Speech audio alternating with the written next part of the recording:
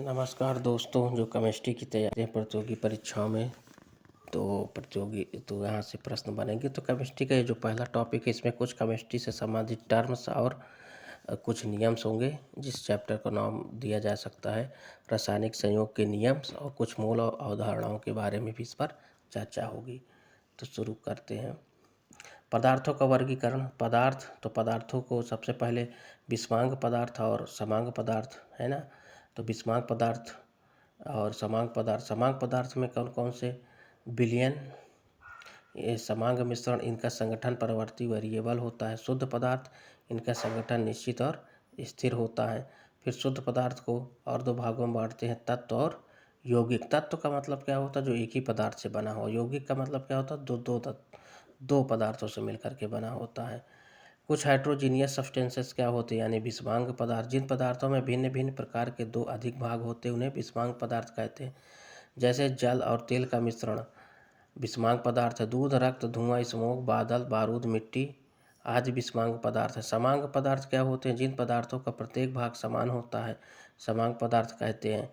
लोहा, पारा, तांबा आदि सभी धातुएं, ऑक्सीजन, नाइट्रोजन, हाइड्रोजन, अमोनिया आदि सभी गैसों के मिश्रण पदार्थों के विलयन तथा शुद्ध पदार्थ समांग पदार्थ है।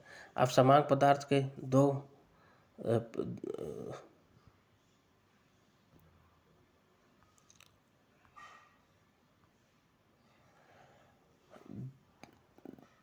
समांग पदार्थों का संगठन वो दो प्रकार के होते समांग पदार्थ, जैसे विलयन सॉल्यूशन।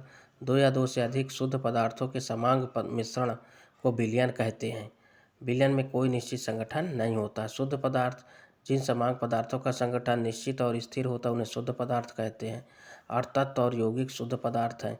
एलिमेंट, समान प्रकार के, जैसा एलिमेंट बता दिया कि समान प्रकार के परमाणु से बने हुए शुद्ध तत्व को ही एलिमेंट कहते हैं, जैसे हाइड्रोजन, NOS, NaCU, Hg आदि हैं। ठीक। इसके बाद कंपाउंड, विभिन्न प्रकार के परमाणुओं के एक निश्चित रासायनिक संयोग से बने हुए पदार्थों को हम कंपाउंड कहते हैं, जैसे H2O, NH3CO, NH2, CH4, यौगिक आदि। कुछ इनमें परिवर्तन होते हैं जो भौतिक परिवर्तन कहलाते हैं, और केमिकल परिवर्तन होते हैं। ऐसे परिवर्तन जिनमें कोई नया पदार्थ नहीं बनता, भौतिक परिवर्तन कहलाते हैं। भौतिक पदार्थ में पदार्थ का रासायनिक संगठन व अणु संरचना परिवर्तित नहीं होते हैं। भौतिक परिवर्तन निम्नलिखित लक्षण होते हैं। भौतिक पदार्थों में नया पदार्थ नहीं बनता है। भौतिक परिवर्तनों में मूल पदार्थ के विशिष्ट गुणों में परिवर्तन नहीं होता है। भौतिक परिवर्तन प्रायः अस्थायी होते हैं। प्रक्रिया केवल तभी तक होती है जब तक कि प्रक्रिया का कारण रहता है। प्रक्रिया का कारण हट जाने के कारण उत्क्रमित रिवर्स हो जाती है। पदार्थों की भौतिक अवस्था, दशा, आकृति, आकार, आयतन आदि में परिवर्तन भौतिक परिवर्तन है। पदार्थों का गलना, मेल्टिंग पॉइंट, इवेपोरेशन, वाष्पन, द्रवण, कंडेंसेशन, जमना, फ्रीजिंग परिवर्तन, आसवन, डिस्टिलाइजेशन, ऊर्ध्वपातन आदि भौतिक परिवर्तन है। अभी पेपर में यहाँ से एक प्रश्न बन जाएगा कि छोटे छोटे प्रश्न भी बनते हैं, चाहे TGT साइंस हो, कहीं का भी हो, UP, MP, बिहार, BPSC का।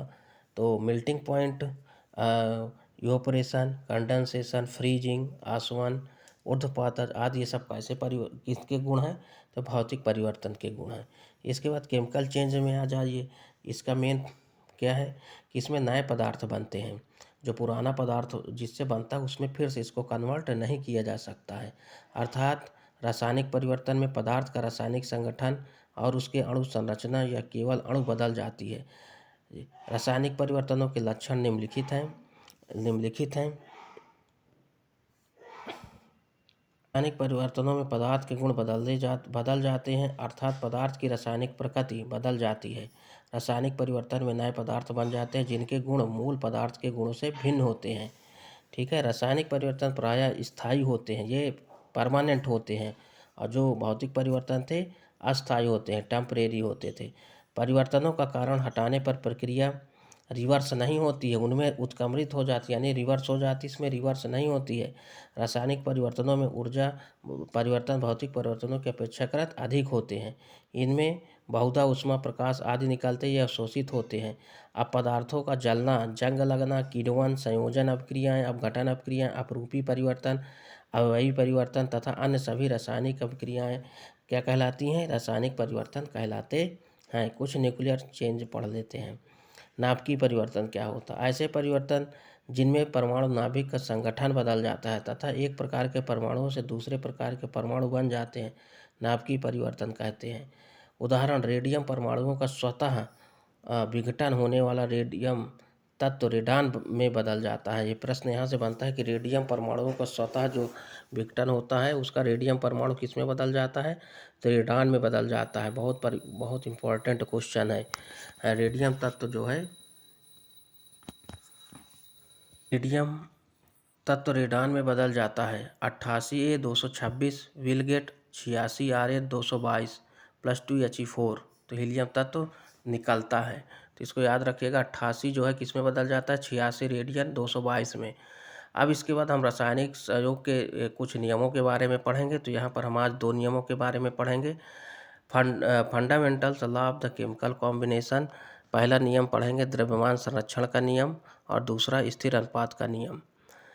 Law of conservation of mass. रासायनिक वैज्ञानिक M.V.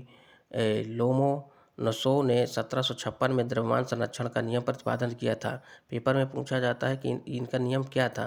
तो इनका नियम यह था कि रासायनिक अपक्रियाओं में पदार्थों का कुल द्रव्यमान अपवर्तित रहता है, अर्थात अपक्रिया से पूर्व पदार्थों का कुल द्रव्यमान बराबर अपक्रिया के उपरांत पदार्थों का कुल द्रव्यमान। यह रासायनिक समीकरण द्रव्यमान संरक्षण नियम पर ही आधारित होते हैं। जो रासायनिक समीकरण होते हैं किस पर आधारित होते हैं? द्रव्यमान संरक्षण पर। स्थिर अनुपात का नियम, इसे फ्रेंच वैज्ञानिक प्रूस्ट ने 1797 ईस्वी में अनुपात के नियम का प्रतिपादन किया था। इस नियम के अनुसार एक यौगिक में निश्चित प्रकार के तत्व एक निश्चित भार अनुपात में संयुक्त रहते हैं। आज ये फर्स्ट का जो इंट्रोडक्शन टॉपिक्स था यहीं तक रखते हैं। अब इसका अभी और भी पार्ट है जो नेक्स्ट क्लास में हम पढ़ेंगे। धन्यवाद।